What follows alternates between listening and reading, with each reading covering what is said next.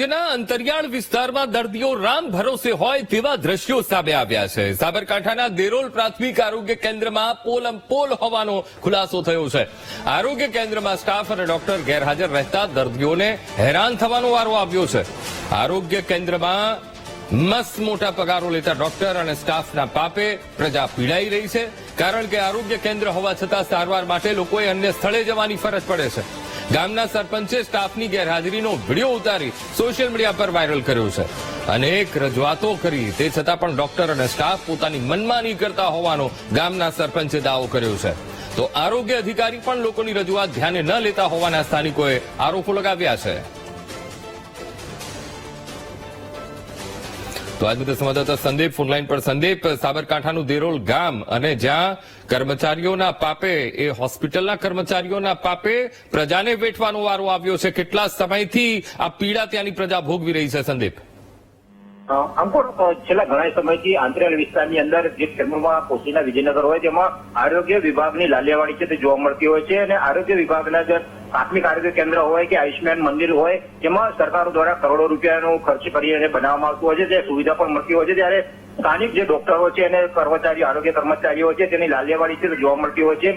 સ્થાનિક વાત કરો તો ખેપુમા તાલુકાના દેરોલ ગામ છે, ત્યાં સરપંચ જે સરપંચે એક વિડીયો વાયરલ કર્યો છે અને સ્થાનિક લોકોને આરોગ્ય સુવિધા નથી મળતી.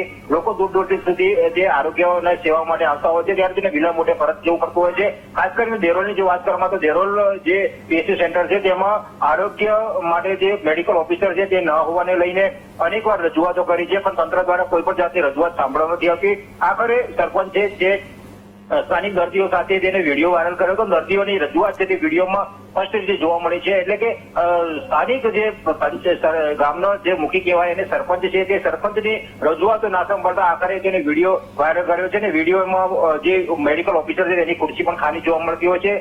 સ્થાનિક જે કર્મચારીઓ છે તે કર્મચારીઓ પણ ન હોવાને વિડીયોમાં સ્પષ્ટ દેખાય છે. એટલે કે તંત્ર દ્વારા તાત્કાલિક ધોરણે મેડિકલ ઓફિસરની જે છે તેના પર કાર્યવાહી કરવામાં આવે અને આના સિવાય અન્ય પણ જે સેન્ટરો છે તેમાં પણ તાળા જોવા મળતા હોય છે. એટલે કે અન્ય કેટલી વાર આવા વિડીયો છે તે સોશિયલ મીડિયામાં વાયરલ થયા છે.